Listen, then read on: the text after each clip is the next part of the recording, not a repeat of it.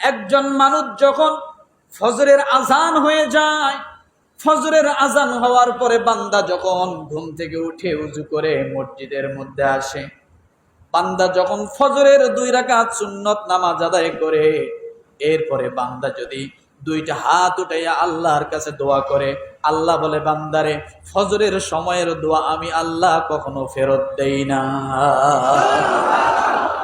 এত দামি একটা সময়, দোয়া কবুলের একটা সময়। এরপরে আমলের দিক থেকে দেখেন, আপনি যখন ফজরের সময় নামাজে দাঁড়িয়েছেন, রাতের ডিউটিরত ফেরেশতা আপনার পাশে দাঁড়িয়েছে, দিনের ডিউটিরত ফেরেশতা ডিউটি করার জন্য আসমান থেকে চলে এসে তারাও ফজরের নামাজের মধ্যে দাঁড়িয়ে গেল।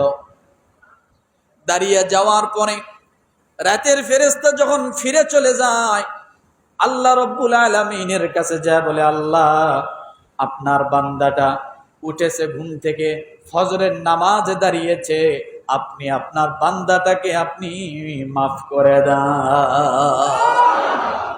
তাহলে রাতের ফেরেশতা, দিনের ফেরেশতা আপনার সঙ্গে নামাজে দাঁড়িয়ে কি করে? নামাজ আদায় করে। রাতের ফেরেশতা নামাজ শেষে, ডিউটি শেষ, আল্লাহর কাছে যে আপনার জন্য মাগফিরাতের দোয়া করে।